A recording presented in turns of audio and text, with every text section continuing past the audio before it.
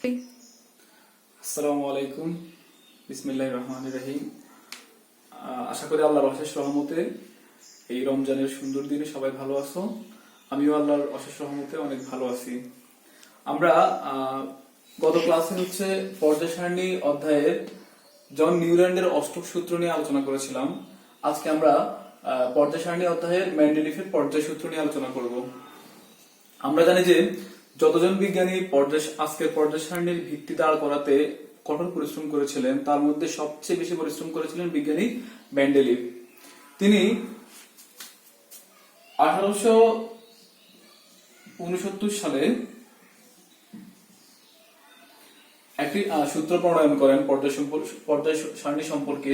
এই সূত্রটার নাম হচ্ছে মেন্ডেলিভের পর্যায় সূত্র। আমরা মেন্ডেলিভের পর্যায় সূত্রটি পড়বো এখন। বোর্ডে আমি মেন্ডেলিভের পর্যায় সূত্রটি বিবৃত করে রেখেছি। তোমরা পজ করে এই সূত্রটি খাতায় লিখে নিবা এবং মুখস্থ করে ফেলবা। আমি একটু বলে দিচ্ছি সূত্রটি হচ্ছে মৌলসমূহের ভৌত ও রাসায়নিক ধর্মাবলী তাদের পারমাণবিক ভর বৃদ্ধির সাথে সাথে পর্যায়ক্রমে আবর্তিত হয়। অর্থাৎ তৎকালীন সময়ে আবিষ্কৃত মৌলসমূহ নিয়ে মেন্ডেলিভ এই সূত্র অনুসারে একটি পর্যায় সারণী তৈরি করেছিলেন। মেন্ডেলিভের পর্যায় সারণীর মধ্যে মোট মৌল ছিল 63টি মোট মৌল ছিল, এবং মেন্ডেলিভের তৎকালীন পর্যায় সারণীর মধ্যে 12টি আনুভূমিক সারি ছিল। 12টি আনুভূমিক সারি ছিল এবং 8টি খাড়া কলাম বা শ্রেণী ছিল।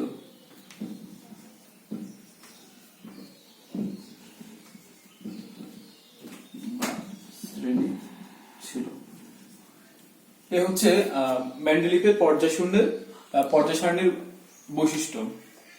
তো মেন্ডেলিভ বলছে যে মৌলসমূহের ভৌত রাসায়নিক ধর্মাবলী তাদের পারমাণবিক ভর বৃদ্ধির সাথে সাথে পর্যায়ক্রমে আবর্তিত হয়। অর্থাৎ তৎকালীন আবিষ্কৃত 63টি মৌলের পারমাণবিক ভর নিয়ে পর্যায় সারণীটি সাজিয়েছিলেন মেন্ডেলিভ। তিনি মৌলসমূহের পারমাণবিক ভরের ছোট থেকে বড় ক্রম অনুযায়ী মৌলগুলো সাজিয়েছিলেন। আমরা জানি যে সবচেয়ে ছোট মৌল হচ্ছে হাইড্রোজেন। যদি হাইড্রোজেনকে প্রথমে নিয়ে সবচেয়ে ছোট মৌল বলতে সবচেয়ে ছোট পারমাণবিক ভর বিশিষ্ট মৌল হচ্ছে হাইড্রোজেন। যদি হাইড্রোজেন থেকে শুরু করে আস্তে আস্তে পারমাণবিক সংখ্যা বড় দিকে যাওয়া হয়, অর্থাৎ মৌলসমূহকে পারমাণবিক ভরের ছোট থেকে বড় ক্রম অনুযায়ী সাজানো হয়, তাহলে আমরা একটা পর্যায় সারণী পাই। এবং ওই পর্যায় সারণীতে মৌলসমূহের ভৌত রাসায়নিক ধর্মাবলী পর্যায়ক্রমে আবর্তিত হয়। এখন পর্যায়ক্রমে আবর্তন জিনিসটা কি? পর্যায়ক্রমে ভৌত রাসায়নিক ধর্মাবলী পর্যায়ক্রমে আবর্তন জিনিসটা যদি আমরা বুঝতে চাই, তাহলে আমাদের একটু পর্যায় সারণীটা দেখতে হবে। এ হচ্ছে নবম দশম শ্রেণীর বইতে পর্যায় সারণী। আমরা জানি যে প্রথম মৌলটা হচ্ছে হাইড্রোজেন, যার পারমাণবিক ভর হচ্ছে 1। দ্বিতীয় মৌলটি হচ্ছে হিলিয়াম, যার পারমাণবিক ভর হচ্ছে 4।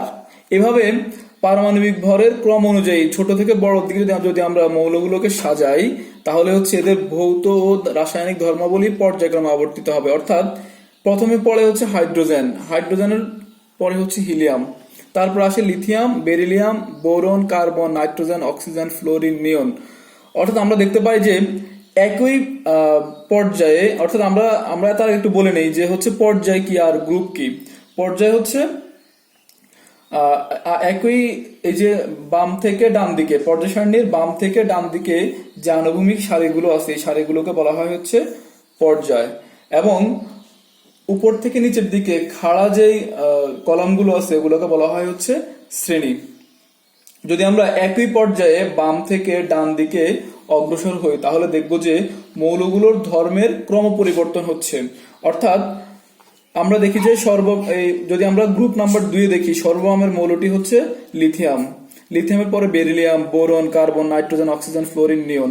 আমরা দেখতে পাই যে লিথিয়াম হচ্ছে তীব্র ক্ষার ধাতু, বেরিলিয়াম হচ্ছে একটি মৃৎ ক্ষার ধাতু, তারপরের মৌলটি হচ্ছে বোরন, এরপর হলো কার্বন। অর্থাৎ আমরা দেখতে পাচ্ছি যে আস্তে আস্তে যত বাম থেকে ডান দিকে যায় মৌলসমূহের ধাতব ধর্ম তত হ্রাস পাচ্ছে এবং একটা সময় মৌলসমূহ গ্যাসে পরিণত হচ্ছে এবং শেষের মৌলটি হচ্ছে নিষ্ক্রিয় গ্যাস, অর্থাৎ তাদের ধর্মের ক্রম পরিবর্তন ঘটতেছে।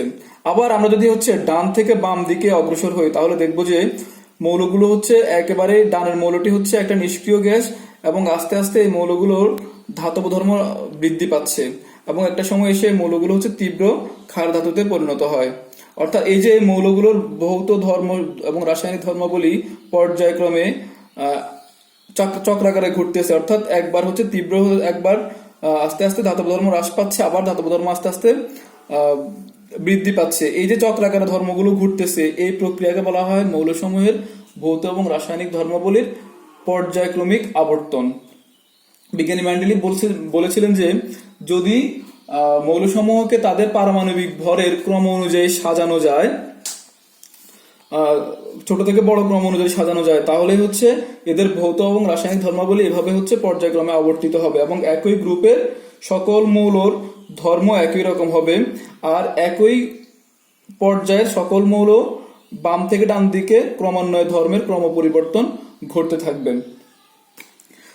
বিজ্ঞানী আমরা একটু বোর্ডে চলে আসি। বিজ্ঞানী মেন্ডেলিভ যখন এই 63টি মৌলকে পারমাণবিক ভরের ক্রম অনুযায়ী সাজিয়েছিলেন তখন মৌলগুলোর ভৌত এবং রাসায়নিক ধর্মাবলী পর্যায়ক্রমে আবর্তিত হয়েছিল, কিন্তু যেহেতু সকল মৌল তখন আবিষ্কৃত হয় নাই তাই মেন্ডেলিভের পর্যায় সারণীর মধ্যে কিছু ঘর ফাঁকা ছিল এবং ওই ফাঁকা ঘরগুলো সম্পর্কে মেন্ডেলিভ যে ভবিষ্যৎবাণী দিয়েছিলেন তার পরবর্তীতে সত্যি প্রমাণিত হয়েছিল। অর্থাৎ ওই ঘরগুলোতে যেরকম ধর্মবিশিষ্ট মৌলের কথা বলেছিলেন মেন্ডেলিভ, পরবর্তী সময়ে ওই ফাঁকা ঘরগুলোতে সেই মৌলই আবিষ্কৃত হয়েছিল। এ হচ্ছে আমাদের মেন্ডেলিভের পর্যায় সারণী। কিন্তু যখনই হচ্ছে মৌল সংখ্যা বেড়ে গিয়েছিল, অর্থাৎ ফাঁকা ঘরে যে মৌলগুলো বসার কথা ওই মৌলগুলো যখন আবিষ্কার হয়ে গেছে তখন আর মেন্ডেলিভের পর্যায় সারণীটি এগোতে পারেনি, কারণ পারমাণবিক ভরের ছোট থেকে বড় ক্রম অনুযায়ী সাজাতে গেলে কিছু মৌলের ক্ষেত্রে সমস্যা দেখা দিয়েছিল। যেমন আমরা জানি যে দুটো মৌল আর্গন এবং হচ্ছে পটাশিয়াম, যদি আমরা পারমাণবিক পর্যায় সারণী দেখি তাহলে দেখবো যে আর্গনের পারমাণবিক ভর হচ্ছে 40 এবং পটাশিয়ামের পারমাণবিক ভর হচ্ছে 39। যদি আমরা পারমাণবিক মেন্ডেলিভের পর্যায় সারণী অনুযায়ী মেন্ডেলিভের পর্যায় সূত্র অনুযায়ী পারমাণবিক ভরের ছোট থেকে বড় ক্রম অনুযায়ী আমরা মৌলগুলোকে সাজাই, তাহলে আগে আসে হচ্ছে পটাশিয়াম এবং পরে বসে আর্গন। সেক্ষেত্রে আমরা দেখতে পাচ্ছি আর্গন একটি নিষ্ক্রিয় গ্যাস এবং আর্গন একটি নিষ্ক্রিয় গ্যাস এবং পটাশিয়াম একটি তীব্র ক্ষার ধাতু। যদি আমরা পারমাণবিক ভরের ক্রম অনুযায়ী সাজাতে যাই তাহলে পটাশিয়াম আগে বসে, যেহেতু তার পারমাণবিক ভর 39, অর্থাৎ এখানে পটাশিয়াম বসে এবং যেহেতু আর্গনের পারমাণবিক ভর 40 সেটা বসে পটাশিয়ামের জায়গায়, অর্থাৎ এখানে। তাহলে যদি আমরা পটাশিয়াম এখানে বসাই পারমাণবিক ভরের ক্রম অনুযায়ী, যেটা হচ্ছে ধর্মের কোনো মিল হয় না। যেমন এখানে প্রত্যেকটি মৌল হচ্ছে নিষ্ক্রিয় গ্যাস, কিন্তু পটাশিয়াম হচ্ছে একটা তীব্র ক্ষার ধাতু। যদি আমরা পটাশিয়ামকে এই নিষ্ক্রিয় গ্যাসের সাথে 18 নম্বর গ্রুপে দিতাম পারমাণবিক ভর অনুযায়ী তাহলে এটা কখনোই মিলতো না, অর্থাৎ পর্যায় সারণীর ধর্মের বিপরীত হইতো। ঠিক সেরকম ভাবে যদি আমরা আর্গনকে গ্রুপ 1 এর মধ্যে বসাতে যাই পটাশিয়ামের জায়গায় পারমাণবিক ভরের ক্রম অনুযায়ী তাহলেও সেটা সামঞ্জস্যপূর্ণ হয় না, অর্থাৎ তীব্র ক্ষার ধাতুর সাথে একটি নিষ্ক্রিয় গ্যাস কখনোই বসতে পারে না। আবার আমরা আরেকটা প্রবলেম দেখা দেয়, যেমন যখন আয়োডিন এবং টেলুরিয়াম আবিষ্কার হয়। আমরা জানি যে আয়োডিনের পারমাণবিক ভর 127 এবং টেলুরিয়ামের পারমাণবিক ভর 115। 28। সেক্ষেত্রে যদি আমরা পর্যায় সারণী থেকে দেখি যে আয়োডিন হচ্ছে 127 এবং টেলুরিয়াম হচ্ছে 128। আগে মেন্ডেলিভের পর্যায় সূত্র অনুযায়ী পারমাণবিক ভরের ক্রম অনুযায়ী আগে বসার কথা আয়োডিন এবং পরে বসার কথা হচ্ছে টেলুরিয়াম, কারণ আয়োডিনের পারমাণবিক ভর 127 এবং টেলুরিয়ামের হচ্ছে 128। যদি আমরা মেন্ডেলিভের পর্যায় সূত্র অনুযায়ী যদি আমরা সাজাতে যাই পারমাণবিক ভরের ক্রম অনুযায়ী, তাহলে আয়োডিন বসবে এখানে এবং টেলুরিয়াম বসবে এখানে। তাহলে পর্যায় সারণীর সামঞ্জস্যতা নষ্ট হয়। অর্থাৎ আয়োডিন হচ্ছে একটা হ্যালোজেন হচ্ছে অক্সিজেন এবং সালফারের মতো অধাতুগুলোর সাথে বসে যায়, এবং টেলুরিয়াম বসে হচ্ছে হ্যালোজেন সমূহের সাথে। কিন্তু এটা কখনোই সম্ভব নয়, কারণ টেলুরিয়াম কোনো হ্যালোজেন নয়, এটা সমুদ্রের পানিতেও পাওয়া যায় না। আর আয়োডিনে হচ্ছে অক্সিজেন সালফার এগুলোর মতো অধাতু নয়। অর্থাৎ এদের একই গ্রুপের মৌলগুলোর ধর্মের মধ্যে কোনো মিল থাকে না। তাই এই দুইটা মৌল নিয়ে হচ্ছে মেন্ডেলিভের পর্যায় সূত্র অনুযায়ী এই দুইটা মৌলকে সাজানো সম্ভব হয়নি। এভাবে আরো অনেক সমস্যার সৃষ্টি হয়, যার কারণে মেন্ডেলিভের পর্যায় সূত্রটি আস্তে আস্তে ব্যর্থতায় পরিণত হয়। এই পর্যন্ত আমাদের মেন্ডেলিভের পর্যায় সূত্র ছিল, অর্থাৎ মেন্ডেলিভ 63টি মৌলকে সাজাতে পেরেছিল। পরবর্তীতে যখন আরো বেশি মৌল আবিষ্কার হওয়া শুরু করছে, তখন আর মেন্ডেলিভ পারমাণবিক ভরের ক্রম অনুযায়ী মৌলগুলোকে সাজাতে সক্ষম হয়নি। অর্থাৎ মেন্ডেলিভের পর্যায় সারণী নিয়ে যে আগানোর পথ বন্ধ হয়ে গিয়েছিল। এরপরে বিজ্ঞানী মোসলে এসেছিলেন। বিজ্ঞানী মোসলে 1913 সালে, আমরা বিজ্ঞানী মোসলে সম্পর্কে এখন পড়বো। তো বিজ্ঞানী মোসলে এসে পারমাণবিক সংখ্যা আবিষ্কার করেছিলেন। পারমাণবিক সংখ্যা আবিষ্কার করার পর তিনি এই পারমাণবিক ভরের পরিবর্তে পারমাণবিক সংখ্যা দিয়ে পর্যায় সারণীকে সাজানোর চেষ্টা করেছিলেন, এবং তিনি সফল হয়েছিলেন। বিজ্ঞানী মোসলে পারমাণবিক সংখ্যার ক্রম অনুযায়ী যখনই মৌলগুলো সাজানোর চেষ্টা করেছিলেন, তখনই হচ্ছে আর কোনো সমস্যা থাকেনি। অর্থাৎ 118টি মৌল পর্যায়ক্রমে আবর্তিত হয়েছিল। আমরা এখন মোসলে পারমাণবিক সংখ্যা দিয়ে সূত্রটি দেখব। আমরা জানি বিজ্ঞানী মোসলে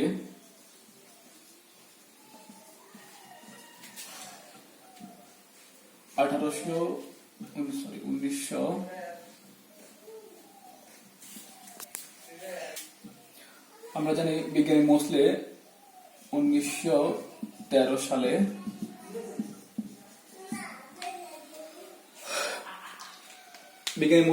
সালে বলেন যে মৌলসমূহের পারমাণবিক ভর অনুযায়ী যদি মৌলসমূহকে যদি তাদের পারমাণবিক ভরের ক্রম অনুযায়ী সাজানো হয়, তাহলে সবগুলো মৌলকে সাজানো সম্ভব হয় না। তাই তিনি বলেন যে যদি আমরা মৌলসমূহকে পারমাণবিক ভরের পরিবর্তে পারমাণবিক সংখ্যা দিয়ে সাজাই, তাহলে হচ্ছে এদের ভৌত এবং সবগুলো মৌলের ভৌত এবং রাসায়নিক ধর্মাবলী পর্যায়ক্রমে আবর্তিত হয়। তাই তিনি মেন্ডেলিভের পর্যায় সূত্রকে একটু পরিবর্তন করে এভাবে সূত্রটি বিবৃত করেন।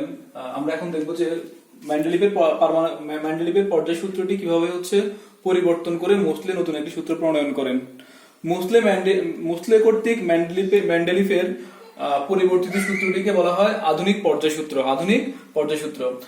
আধুনিক পর্যায় সূত্রটি আমি একটু পড়ে দিচ্ছি, তোমরা শিখে নিবা। মৌলসমূহের ভৌত ও রাসায়নিক ধর্মাবলী তাদের পারমাণবিক সংখ্যা বৃদ্ধির সাথে পর্যায়ক্রমে আবর্তিত হয়। অর্থাৎ যখনই পারমাণবিক ভরের পরিবর্তে পারমাণবিক সংখ্যা কথাটি আসছে, তখনই সূত্রের নাম পরিবর্তন হয়ে এটার নাম হয়ে গেছে আধুনিক পর্যায় সূত্র। এবং এই আধুনিক পর্যায় সূত্র দিয়ে আমাদের আধুনিক পর্যায় সারণীটি হচ্ছে প্রতিষ্ঠিত। এখন আমরা যে পর্যায় সারণীটি নিয়ে পড়াশোনা করি, সেই পর্যায় সারণীটি পারমাণবিক সংখ্যার ক্রম অনুসারে সাজানো হয়েছে। অর্থাৎ যখনই মোসলে কর্তৃক পারমাণবিক সংখ্যার ক্রম অনুযায়ী মৌলগুলোকে সাজানো হয়েছিল, তখন আর কোনো সমস্যার সৃষ্টি হয়নি, অর্থাৎ কোনো সমস্যা আর থাকেনি। পারমাণবিক সংখ্যার ক্রম অনুযায়ী যখনই মৌলগুলোকে সাজানো হয়েছিল, তখনই হচ্ছে আর্গন, পটাশিয়াম, আয়োডিন, টেলুরিয়াম এরকম মৌলগুলোর যে একটা সমস্যা দেখা দিয়েছিল, ওই সমস্যাটা সমাধান হয়ে গিয়েছিল। অর্থাৎ পারমাণবিক সংখ্যা অনুযায়ী পটাশিয়ামের পারমাণবিক সংখ্যা হচ্ছে, আমরা একটু পর্যায় সারণী থেকে দেখি। আমরা জানি যে পারমাণবিক ভর অনুযায়ী সাজাতে গেলে এই 4টি মৌলের মধ্যে সমস্যা সৃষ্টি হয়। কিন্তু যদি আমরা এই মৌলগুলোকে পারমাণবিক সংখ্যা অনুযায়ী সাজাতে যাই, অর্থাৎ এই মৌলগুলোর পারমাণবিক সংখ্যা, আর্গনের পারমাণবিক সংখ্যা হচ্ছে আমরা দেখতে পাচ্ছি 18 এবং পটাশিয়ামের পারমাণবিক সংখ্যা হচ্ছে 19। আবার আয়োডিনের পারমাণবিক সংখ্যা হচ্ছে 53 এবং টেলুরিয়ামের পারমাণবিক সংখ্যা হচ্ছে 52। অর্থাৎ টেলুরিয়ামের হচ্ছে 52 এবং আয়োডিনের হচ্ছে 53। যদি আমরা এই মৌলগুলোকে তাদের পারমাণবিক সংখ্যার ক্রম অনুযায়ী সাজাই, অর্থাৎ পারমাণবিক সংখ্যা ছোট থেকে বড় ক্রমে সাজাই, তাহলে আমরা দেখতে পাচ্ছি যে পারমাণবিক সংখ্যা, আর্গনের পারমাণবিক সংখ্যা 18 যা আগে আসে এবং পটাশিয়ামের পারমাণবিক সংখ্যা 19 যা পরে আসে। অর্থাৎ পারমাণবিক সংখ্যা অনুযায়ী সাজালে আর্গন পর্যায় সারণীতে নিষ্ক্রিয় গ্যাস সমূহের সাথে স্থাপিত হয় এবং পটাশিয়াম গ্রুপ 1 এর মধ্যে তীব্র ক্ষার ধাতু সমূহের সাথে স্থাপিত হয়। অর্থাৎ তাদের ধর্মগুলো হচ্ছে পর্যায়ক্রমে আবর্তিত হয়। এই সমস্যাটা সলভ হয়ে যায়। আবার আমরা দেখতে পাচ্ছি যে টেলুরিয়ামের আরেকটা সমস্যা ছিল, টেলুরিয়াম এবং হচ্ছে আয়োডিন, এদেরকে পারমাণবিক ভর অনুযায়ী সাজানোর সময় জটিলতা দেখা দিয়েছিল। কিন্তু যদি আমরা এদেরকে পারমাণবিক ভর অনুযায়ী সাজাই, অর্থাৎ টেলুরিয়ামের পারমাণবিক সংখ্যা হচ্ছে, যদি আমরা এই মৌলগুলোকে পারমাণবিক সংখ্যা অনুযায়ী সাজাই, তাহলে আমরা দেখব টেলুরিয়ামের পারমাণবিক সংখ্যা 52 এবং আয়োডিনের পারমাণবিক সংখ্যা 53। সেক্ষেত্রে আগে আসে টেলুরিয়াম এবং পরে যায় আয়োডিন এবং এদের সমস্যাটা সমাধান হয়ে যায়। আয়োডিন তখন হ্যালোজেন সমূহের সাথে স্থাপিত হয় এবং হচ্ছে টেলুরিয়াম অক্সিজেন সালফারের মতো ধাতুগুলোর সাথে স্থাপিত হয়। অর্থাৎ আয়োডিনের গ্রুপের মৌলসমূহের সাথে আয়োডিনের ধর্ম মিলে যায় এবং টেলুরিয়ামের গ্রুপের মৌলসমূহের সাথে টেলুরিয়ামের ধর্ম মিলে যায়। আর কোনো জটিলতা থাকেনি। অর্থাৎ আধুনিক পর্যায়সূত্রতে মোসলের 118টি মৌলকে সাজাতে সক্ষম হয়েছিল। আমরা এখন দেখব যে আধুনিক পর্যায় সারণীতে মোট কয়টি মৌল আছে। আমরা বলতে পারি যে হচ্ছে 2012 সাল পর্যন্ত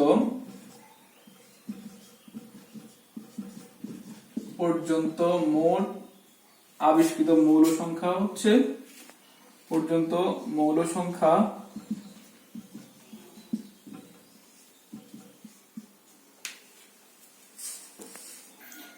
সাল পর্যন্ত আবিষ্কৃত মোট মৌল সংখ্যা 118টি। এর মধ্যে এই 118টি মৌলের মধ্যে প্রকৃতিতে পাওয়া যায়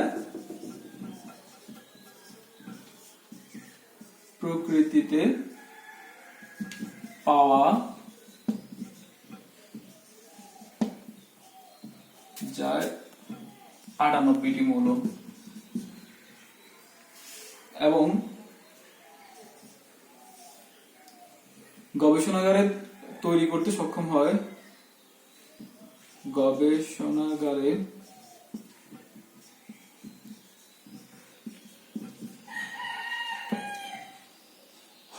তৈরি করা হয়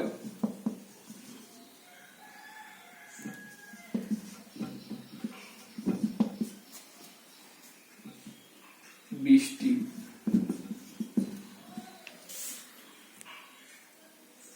প্রকৃতিতে যে 98টি মৌল পাওয়া যায়, এই 98টির প্রথম 84টিকে আমি আবার বলতেছি, প্রকৃতিতে যে 98টি মৌল পাওয়া যায়, এই 98টি মৌলের প্রথম 84টিকে প্রাথমিক মৌল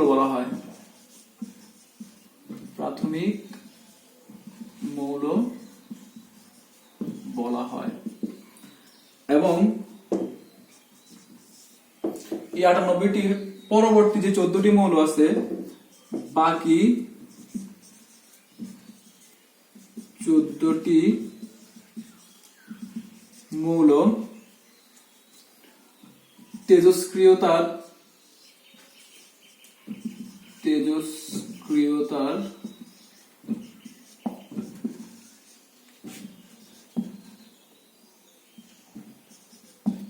সাহায্যে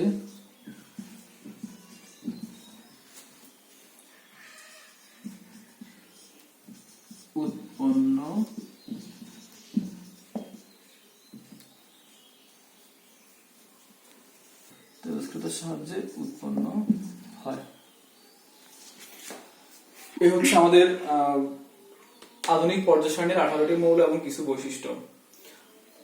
তো আমাদের পর্যায় সারণীর যে পটভূমি, এই পটভূমি এবং পর্যায় সারণীর ইতিহাস, এই টপিকটা এখানে শেষ হলো। এই টপিকটা শেষ হওয়ার আগে আমি তোমাদেরকে কিছু কাজ দিয়ে দিচ্ছি। এই কাজগুলো তোমরা করবা, করে আমাকে হচ্ছে মেসেঞ্জার, ইমোতে যেখানে যেভাবে পারো আমাকে দেখাবা, আমি হচ্ছে দেখে দিব। ঠিক আছে? তো আমি এখন কাজগুলো বোর্ডের মধ্যে দিয়ে দিচ্ছি, তোমরা ওখান থেকে ওগুলা দেখে সলিউশনটা তৈরি করে আমাকে দেখাবা।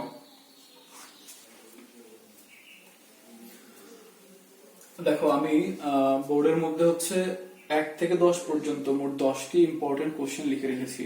আমরা এই পর্যন্ত যতগুলো টপিক পড়লাম সবগুলো টপিক মিলিয়ে এই প্রশ্নগুলো তোমাদেরকে বাসার কাজ দিলাম। প্রত্যেকটি প্রশ্ন অ্যান্সার তোমরা হচ্ছে খাতায় লিখবা, লিখে আমাকে হচ্ছে ইমুতে বা মেসেঞ্জারে যেভাবে পারো আমাকে দেখাতে হবে।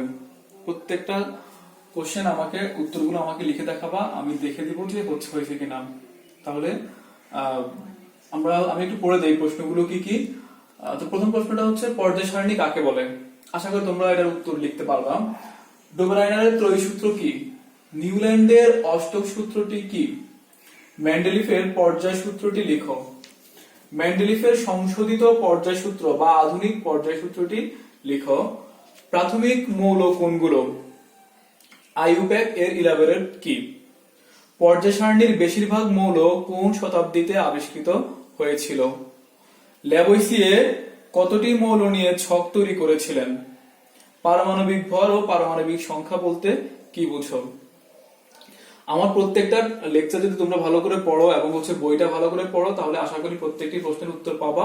আর প্রত্যেকটি প্রশ্নের উত্তর খাতায় সুন্দর করে লিখে আমাকে প্রেজেন্ট করবা। তাহলে আজকের মতো এখানে সমাপ্ত। আমরা পরবর্তী টপিকে পর্যায় সারণীর বৈশিষ্ট্য সম্পর্কে আলোচনা করব। আল্লাহ হাফেজ।